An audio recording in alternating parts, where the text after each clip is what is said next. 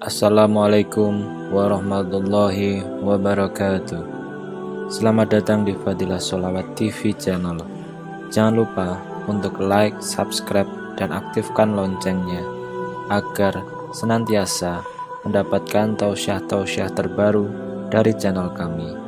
Marilah kita simak videonya sekarang.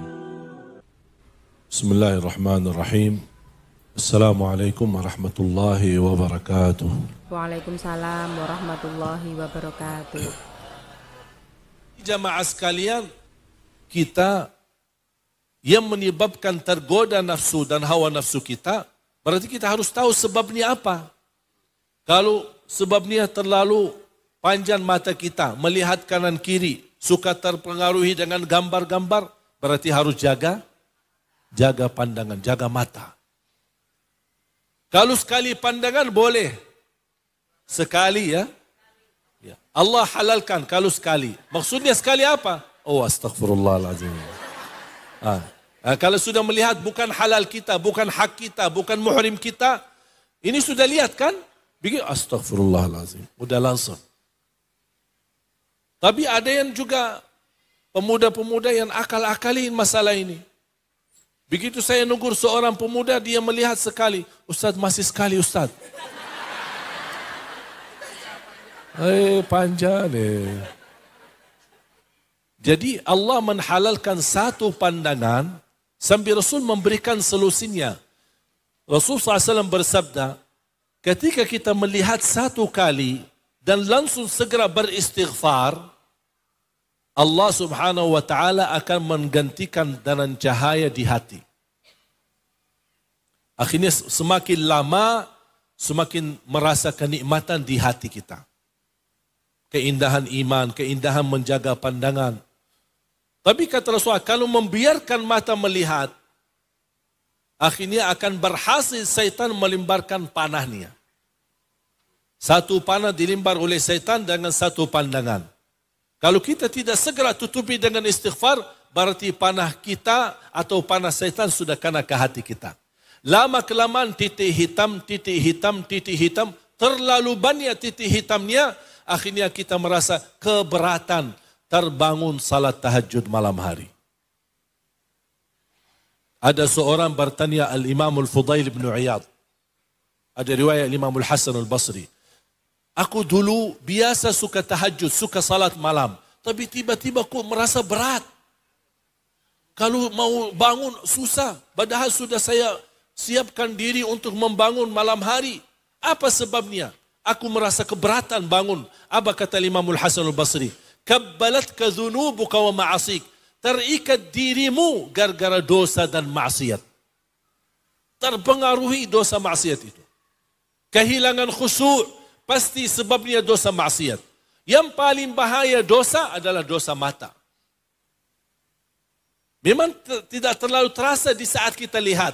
Tapi lama kelamaan hal yang kita pandangi dan kita lihat menjadi sebuah kebiasaan, akhirnya hati kita rusak. Tidak bisa menikmati ibadah ketika kita jaga ibadah. Tidak akan merasa indahnya baca Al-Quran. Tidak akan merasa indahnya membaca atau menikmati salat kita. Semuanya berubah. Bahkan merubah akhlak dan sikap orang lain terhadap kita. Itu semuanya gara-gara dosa kita. Sampai ada seorang ulama berkata, saya bisa tahu diri telah berlaku dosa maksiat kalau saya melihat sikap istriku dan anakku berubah terhadap diriku sendiri. Coba bayangkan. Kalau dia pulang ke rumah, melihat sikap istrinya berubah dari kebadannya, dia langsung bukan marah sama istrinya, justru dia marah sama dirinya sendiri. Dosa apa yang saya lakukan sampai sikap istri saya rubah. Bahkan ada seorang ulama, dia bisa menangis karena telat takbiratul ihram yang pertama, dia langsung bertanya dirinya, dosa apa yang saya lakukan sampai berubah kebiasaan saya keberatan dan tidak bisa menemukan takbirah pertama bersama imam di masjid. Sedangkan mereka menjaga 40 tahun tidak pernah telat takbirah pertama di masjid bersama imam. Bayangkan jamaah sekalian. Itu menunjukkan apa? bahaya dosa maksiat. Tapi salah satu rahmat dan karunia dari Allah Subhanahu wa taala, ketika kita berlaku dosa dan maksiat, Allah mempertahankan malaikat penulis dosa maksiat. Jangan tuliskan dulu, sabar. Ini salah satu karunia dari Allah. Mereka tidak tertulis secara langsung. Beda sama malaikat kebaikan. Ketika kita melakukan kebaikan, segera tertulis. Bahkan satu kebaikan menjadi 10 kali lipat. Tapi kalau dosa maksiat, sabar dulu. Allah mengharapkan dan menunggu hambanya beristighfar dan bertaubat. Sampai malam hari, malaikat yang menuliskan dosanya bertanya, ya Allah, apakah kami tulis? Tunggu. Sampai hamba itu tertidur malam hari. Sedangkan dia lupa memohon ampun kepada Allah sebab dosanya dan maksiat. Baru Allah berkata, hei hambaku, tidak ada rasa malu. Sudah tidur, sedangkan kamu baru melakukan dosa maksiat. Kalau kamu hanya minta, ampunilah, aku akan ampuni dosamu. Baru akan tertulis dosanya. Dan pun itu tertulis satu dosa, bukan 10 kali lipat. Makanya jamaah sekalian, selalu memohon ampun kepada Allah Subhanahu wa taala. Jangan kita beristighfar karena dosa maksiat kita. Kita melakukan kebaikan tertutupi dengan istighfar. Contoh, habis salat, apa yang kita ucapkan? Apakah salat itu dosa maksiat? Tapi kenapa kita berkata astaghfirullah habis salat? Karena inti dari istighfar dan memohon ampun kepada Allah, menunjukkan kepada Allah, ya Allah, walaupun aku salat, tapi masih banyak kekuranganku, banyak kekurangan khusyuk, banyak kekurangan ikhlas, ya Allah, ampunilah aku, dan mengucapkan astaghfirullah, astaghfirullah, astaghfirullah. Karena istighfar manfaatnya menutupi kekurangan-kekurangan kita di salat wajib kita. Apalagi hal-hal yang kita tidak sadari yang kita lakukan. Mohon maaf, berapa banyak kita salat tapi tidak sadarkan salat kita sendiri. Ada orang yang salat tapi dia tidak tahu apa imam baca tadi. Ketika ditanya habis salatnya, karena dia sibuk dengan gerakannya, apalagi dengan handphonenya. Padahal setiap masjid sudah diumumkan, mohon jamaah sekalian nonaktifkan HP-nya. Agar kita menjaga kekhusyuan dalam salat kita. Betul kan? Di setiap masjid. Mungkin ada orang yang tidak mendengar, tapi alhamdulillah bisa melihat. Ada gambar. Gambar HP, tulisan. Mungkin ada orang berkata, aku buta huruf, tidak bisa baca. Gambar juga ada. Mohon maaf, aku buta, tidak bisa melihat gambar. Diumumkan sampai imam, istau i'tadilu, mohon jamaah sekalian yang membawa handphone nonaktifkan sementara agar bisa menjaga kekhusyuan dalam salat kita. Betul kan? Imam Allahu Akbar, astagfirullah. Gambar sudah, tulisan sudah, diumumkan sudah, disampaikan sudah, tapi masih ada. Atau perlu setiap orang masuk diberikan surat masing-masing supaya tanda tangan. Yang lebih parah lagi, dia masuk masjid, maaf, manusia, lupa, tidak memperhatikan pengumumannya, tidak memperhatikan gambarnya, tidak membaca tulisannya. Manusia bisa salah, bisa lupa. Dia masuk ke masjid, Allahu Akbar, bunyi HP-nya, tapi dia pura-pura khusyuk. Sampai selesai salat, dia tidak menggerakkan tangannya untuk matikan HP-nya. Alasannya apa? Gerakan 3 kali membatalkan salat. Tapi dia fahami ini, tapi dia tidak memahami dosa mengganggu ratusan orang yang sedang khusyuk dalam salat. Mana yang kita utamakan?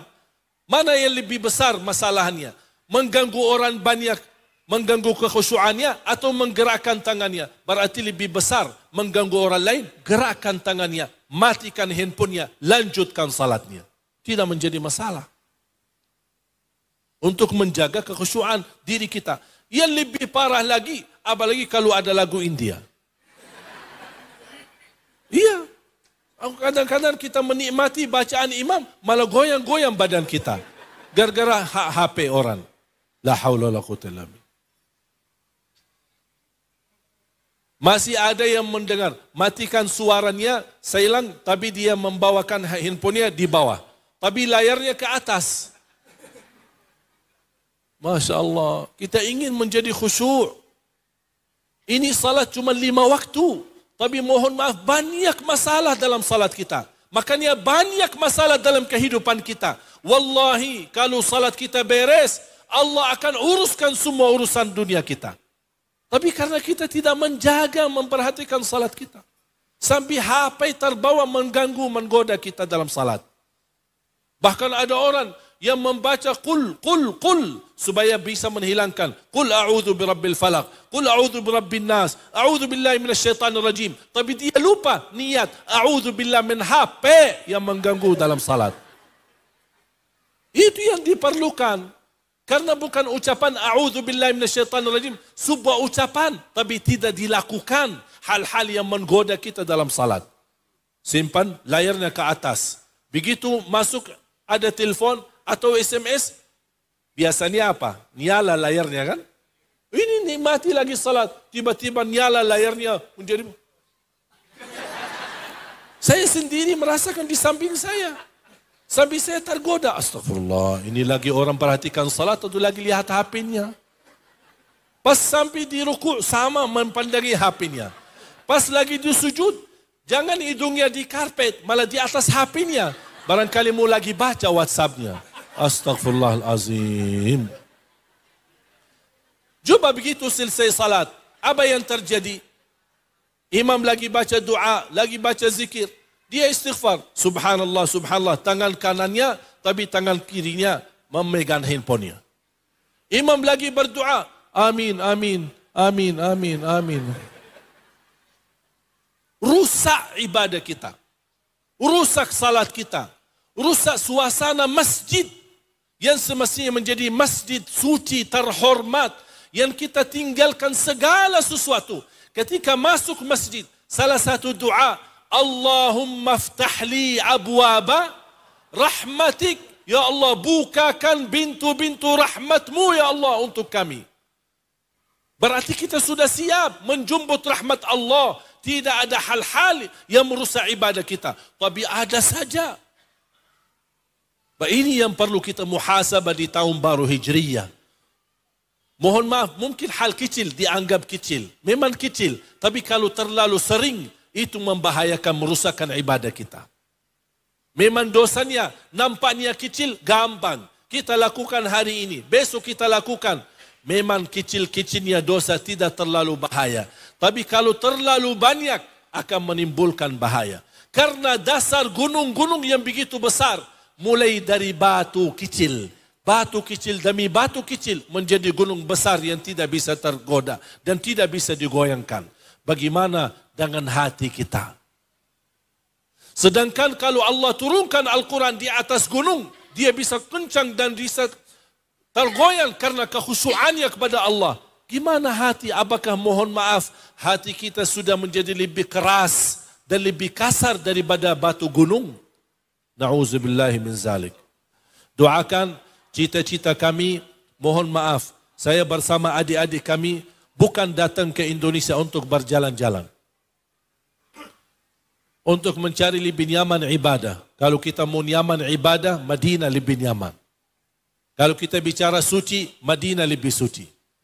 Kalau kita bicara adem, Madinah lebih adem dan lebih nyaman. Tetapi ketika kami Allah berikan kemudahan datang ke Indonesia, kami punya target. Dan punya keinginan, punya harapan. Salah satu target kami yang alhamdulillah terus berjalan dan bekerja keras. Menwujudkan 1 juta penghafal Al-Quran sesuai bacaan Nabi Muhammad sallallahu alaihi wasallam. Sesuai pelajaran dan sanad ijazah kami yang kami dapat dari guru ke guru ke guru. Sampai insyaAllah kita akan teruskan berjuangkan. Dan alhamdulillah setiap anak-anak di tempat kami menghafal Al-Quran, kami berikan fasilitas bisa ke Madinah sekaligus umrah dan ziarah dan sekaligus belajar langsung bersama guru-guru ulama Al-Quran di Madinah. Begitu selesai tugasnya, kembali lagi. Apakah diam di rumah? Tidak. Kita bagi tugas. Sebanyak-banyaknya guru ngaji, sebanyak-banyaknya menghafal Al-Quran, tapi dengan bacaan yang benar dan fasih, sesuai yang diajarkan oleh Nabi Muhammad sallallahu alaihi wasallam dan sesuai firman Allah, warattilil Qur'ana tartila. Ini yang insyaAllah akan menjadi target kita. Dan saya ingin semuanya terlibat. Mungkin bisa jadi bapa ibu penghafal Al-Quran. Kalau bukan bapa ibu, ayo mari kita targetkan anak bapa ibu. Kalau anda merasa sudah habis waktunya dan saya tidak ada waktunya dan saatnya karena sudah usia atau apapun alasannya, ayo jangan sia-siakan kesempatan ini untuk anak-anak kita. Kalau kita yang belum tercapai, insya Allah melalui wasilah ikhtiar kita, insya Allah anak-anak kita menjadi penghafal Al-Quran. Karena menurut saya terbangun generasi baru yang memahami Nabi Muhammad, sejarah Nabi Muhammad, perjuangan Nabi Muhammad, hijrah Nabi Muhammad, apalagi membawa akhlak Nabi Muhammad dan penghafal Al-Quran. Inilah yang akan menjadi jaminan terbangun Indonesia baru, Indonesia makmur, baldatun tayyibatun wa rabbun ghafur. Indonesia yang akan meredarkan keadilan, kedamaian, kecintaan, kebersamaan dan kebersatuan. Inna akramakum indallahi atqakum. Orang yang mulia di sisi Allah, yang paling bertakwa di sisi Allah Subhanahu wa taala. Makanya saya mohon dan titip doa, Bapak Ibu tolong di setiap doa anda, di setiap doanya di saat sujud atau di luar salat, tolong saya mohon dengan segala hormat, Pak, jangan lupa mendoakan kami. Jangan lupa mendoakan kami, khususnya saya pribadi.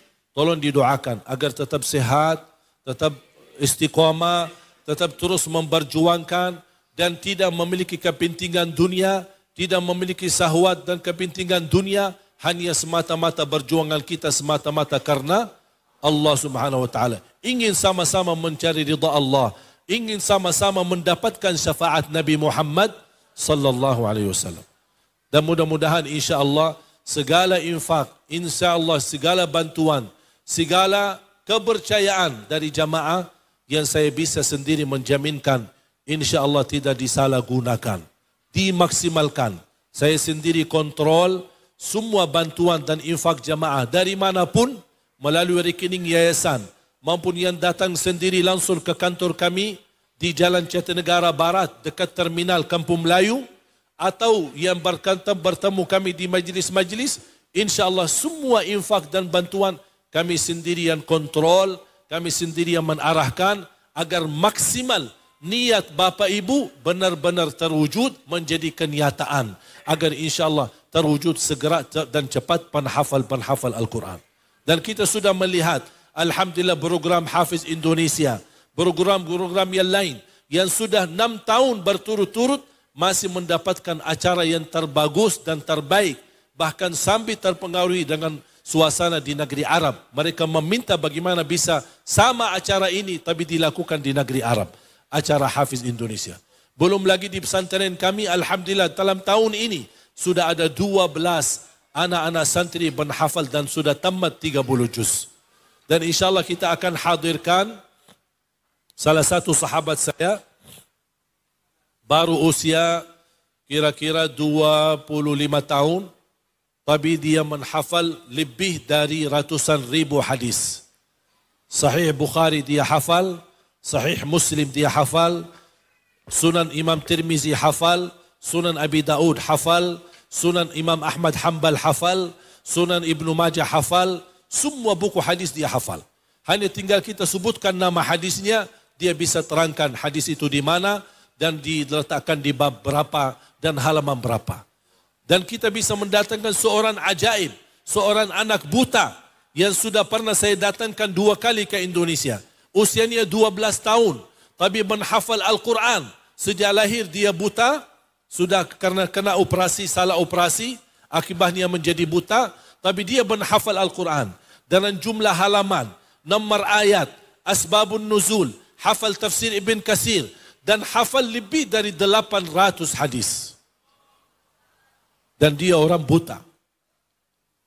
Dan insyaAllah kita akan hadirkan ketiga kali. Karena biasa saya datangkan ke Jakarta, mudah-mudahan kita bisa hadirkan ke Bandung, dan khususnya di Masjid Istiqamah. Mengapa kami menghadirkan? Dan ini menghadirkan mereka, mohon maaf, tidak dibebani dalam biaya jamaah. Ini semua menjadi tanggungjawab saya sendiri, menghadirkan mereka. Mengapa? Karena kami ingin memperjuangkan. Dengan menghadirkan mereka, pertama mudah-mudahan terbawa keberkahan di negeri kita.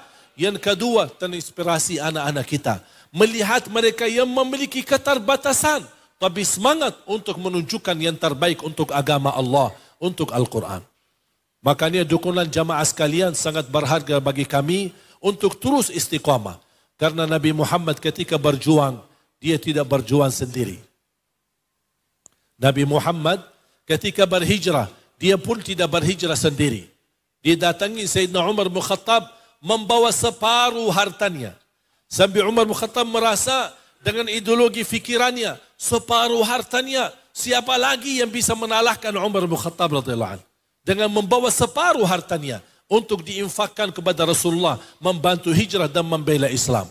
Ditambah lagi datang Sayyidina Abu Bakar, dan Rasul bertanya, apa yang dibawa oleh Abu Bakar? Kata Sayyidina Abu Bakar, ya Rasulullah, saya bawa hartaku semuanya. Kaget Sayyidina Umar. Sambil Sayyidina Umar merasa malu. Sambil kata Sayyidina Umar, saya tidak bisa lagi lawan Abu Bakar. Cuba bayangkan betapa berjuangan mereka untuk agama Allah. Saya tidak minta seperti Sayyidina Abu Bakar, habiskan harta kita semua. Saya tidak minta separuhnya seperti Sayyidina Umar. Tapi ayo, mari kita tunjukkan yang terbaik. Karena apa yang anda infakkan, itulah yang menjadi rizki sesungguhnya buat anda sendiri. Karena rizki bukan yang kita simpan, bukan yang kita titipkan, tapi rizki yang sesungguhnya yang kita infakkan di jalan Allah. Kenapa? Karena besok di hari kiamat akan bertemu kembali, dilipat ganda di sisi Allah Subhanahu wa taala. Dan setiap orang bersedekah akan dibawa naunan sedekahnya di hari kiamat. Di saat orang yang lagi panas karena mataharinya begitu dekat, Allah berikan naungan yang menyelamatkan mereka karena mereka suka bersedekah. Dan dibawakan nanti masuk surga dari pintu sedekah karena orang yang suka bersedekah. Mari kita sama-sama berdoa. Mudah-mudahan Allah Subhanahu wa taala berkahi majlis kita. Allah berkahi, dan insyaAllah selepas acara nanti panitia tolong untuk menggerakkan infak.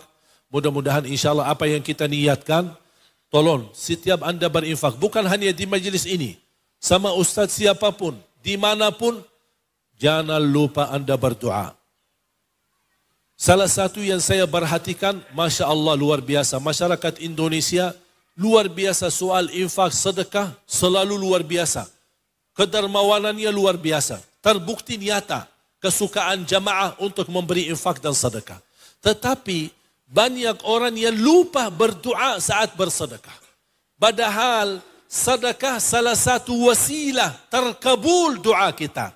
Bagaimana? Kalau kita bersedekah, jangan lupa disertai doa. Ya Allah, aku mohon dengan berkah sedekah ini, sembuhkan penyakit ibuku. Kalau yang lagi, orang tuanya sakit. Ya Allah, dengan berkah sedekah ini, mudahkan urusanku. Wallahi jamaah sekalian, doa atau sedekah disertai doa itu amalan yang dahsyat. Apalagi sedekah subuh. Dan silahkan anda coba. Itu mujarrab. Bukan hanya diajarkan dalam Al-Quran dan hadis, tapi mujarrab. Yang melakukan doa sesudah sedekah dan memohon kepada Allah dengan wasilah sedekah. Ya Allah, aku mohon dengan berkah sedekah ini, mudahkan, lunaskan hutangnya, jodohkan ya Allah, berikan yang terbaik. Apalagi ada masalah dalam rumah tangga, dengan wasilah sedekah, minta sama Allah pertolongannya, supaya Allah rubahkan rumah tangga menjadi sakinah mawaddah rahmah, insya Allah akan menjadi kenyataan. Amin ya rabbal alamin.